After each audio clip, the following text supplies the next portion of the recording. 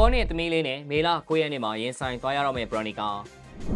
ရဲ့ပွဲပေတော့လဲဆိုပြီးလေမင်းကြီးတဆန်းဆန်းနဲ့စောင့်မျှော်နေခဲ့ကြတဲ့ပရိသတ်တွေအတွက်ဝမ်ချန်ပီယံရှစ်ဘက်ကချပြလိုက်ပြီးပဲဖြစ်ပါတယ်။မေလာကိုရှုံးခဲ့တဲ့ပွဲစဉ်ပြီးကလေးကအနိုင်ယူနေခဲ့ရတဲ့ဘရိုနီကာဟာဒီတစ်ခါတော့အထိုင်းအမျိုးသမီးဖိုက်တာတယောက်နဲ့ရှင်ပြိုင်သွားရမှာဖြစ်ပါတယ်။ဘရိုနီကာအတွက်တော့ပွဲဥထွက်မှာကြုံတွေ့ထားခဲ့ရတဲ့အရှုံးရလက်ကနေပြန်လည်နိုးထသွားဖို့လိုအပ်နေကြတာဖြစ်ပြီးဒီတစ်ခါသူနဲ့ရင်ဆိုင်သွားရမယ်အမျိုးသမီးဖိုက်တာမာလေးကလည်းခေသူတယောက်မဟုတ်ဘူးလို့လည်းသိရပါတယ်။အသက်အရွယ်က19နှစ်သာရှိသေးတဲ့လူငယ်အမျိုးသမီးဖိုက်တာတယောက်ဖြစ်ပေမဲ့ဝမ်ချန်ပီယံရှစ်မှာတော်တော်လေးပွဲချမ်းနေတဲ့အမျိုးသမီးဖိုက်တာတယောက်ဖြစ်တယ်လို့သိရပါတယ်။ပဇွန်စိတ်ကလေးဘလိုငငယ်ပင်လယ်ကူးတက်တယ်ဆိုလို့အကောင်သေးပေမဲ့ဖိုက်တာလုံးကမှာတော့အတွေ့အကြုံကောင်းနေရှိတဲ့အမျိုးသမီးဖိုက်တာမာလေးတယောက်လို့ဆိုရမှာပါ။အသက်ကလည်း19နှစ်သာရှိသေးတာဖြစ်တဲ့အတွက်ဘရိုနီကာရဲ့အသက်နဲ့ရှင်လိုက်ရင်တော်တော်လေးငယ်တဲ့အမျိုးသမီးဖိုက်တာမာလေးဖြစ်ပါတယ်။ဒါပေမဲ့လည်းဘရိုနီကာအတွက်အဆိုပါ19နှစ်သမီးဟာအစိတ်ရှိတဲ့မွေးမာလေးတစ်ကောင်ဖြစ်တယ်ဆိုတာကိုတော့ကျွန်တော်တို့ KM မှာအနေနဲ့သတိထားပြီးတော့လိုပါလိမ့်မယ်။ဝမ်ချန်ပီယံရှစ်လိုပြိုင်ပွဲမှာ9ပွဲထိုး9ပွဲစလုံးကိုအနိုင်ယူပြထားတယ်ဆိုတဲ့မှတ်တမ်းကဘရိုနီကာအတွက်အထူးသတိထားရမယ့်အချက်တစ်ချက်ပါ။ဒါပေမဲ့တခုရှိတာကအဆိုပါထိုင်းလူမျိုး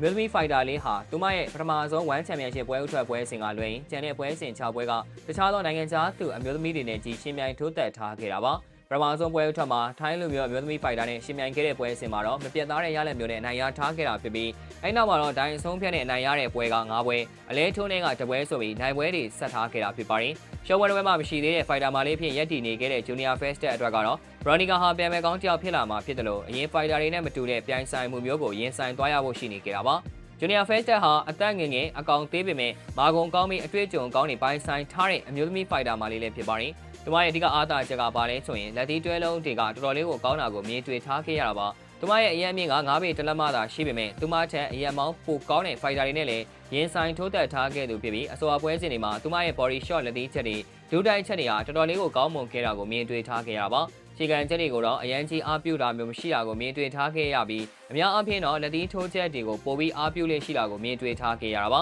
။လက်ရှိသူမနဲ့ရှင်ပြိုင်သွားမဲ့ဘရိုနီကာကလည်းအရန်မြင့်9ပေ4လက်မအထိရှိတဲ့အမျိုးသမီးဖိုက်တာတယောက်ဖြစ်တာကြောင့် Junior Fest အတွက်သတိထားရမယ့်ဖိုက်တာတယောက်လည်းဖြစ်ပါတယ်။ဘရိုနီကာအတွက်လည်း Junior Fest ဟာ short တွဲလို့မရတဲ့အမျိုးသမီးဖိုက်တာမာလေးတယောက်ဆိုတာသူမရဲ့ record တွေကတက်တည်ပြထားခဲ့ပြီးသားပါ။ပွဲကတော့တကယ်ကိုကျမ်းမဲ့ပွဲကောင်းတစ်ပွဲဖြစ်လာမယ်ဆိုတာကတော့သိကြတယ်လို့ဆိုရမှာဖြစ်ပြီးဘာကြောင့်ဆိုရင်တယောက်ကလည်း Time Fight Night ပြိုင်ပွဲမှာချန်ပီယံဖြစ်ခဲ့သူတယောက်ဖြစ်ပြီးနောက်ထပ်ယောက်ကလည်း1ပြိုင်ပွဲမှာရှုံးပွဲမရှိတဲ့နိုင်ပွဲဆက်ထားခဲ့သူပါ။နောက်ပြီး Veronica အတွက်လည်း2ပွဲဆက်ရှုံးပွဲဆက်လို့မဖြစ်တဲ့အခြေအနေလို့ဆိုရမှာဖြစ်ပြီး Time Fight မှာချန်ပီယံဖြစ်ထားခဲ့တဲ့ fighter တယောက်က1ကိုရောက်မှရှုံးပွဲတွေဆက်နေတယ်ဆိုတဲ့ဝေဖန်မှုတွေနဲ့ရင်ဆိုင်သွားရပွဲရှိနေကြတာဖြစ်ပါတယ်။ဗရီကာအနေနဲ့လည်းဒီတစ်ခါတော့အရင်ကားထက်ပိုပြီးတော့ပြင်ဆင်လာပွဲရှိနေပြီးတက်လုံပိုင်းကိုလည်းတေချာလေးပြင်ဆင်လာပွဲရှိတယ်လို့ပဲဆိုကြပါတယ်။ဗရီကာနဲ့ Junior Fest တို့ဟာလာမယ့်မေလ9ရက်နေ့မှာရှင်ပြိုင်သွားမှာဖြစ်ပြီး125ပေါင်နဲ့အတန်ဝိတ်တန်းမှာရှင်ပြိုင်သွားကြမှာဖြစ်ပါတယ်။ဟုတ်ကဲ့ပါဒီဗီဒီယိုလေးကဒီလောက်ပါပဲ။နောက်ဗီဒီယိုတွေမှာလည်း MMA fighter များရဲ့အားကစားနဲ့ပတ်သက်တဲ့လက်ဝဲသတင်းအကြောင်းတွေကိုတင်ဆက်ပေးသွားမှာဖြစ်လို့လာရောက်ကြည့်ရှုကြဖို့လည်းဖိတ်ခေါ်ပါရစေ။ကျွန်တော်တို့ရဲ့ page ကိုလည်း like and follow လေးမနေရသေးဘူးဆိုရင်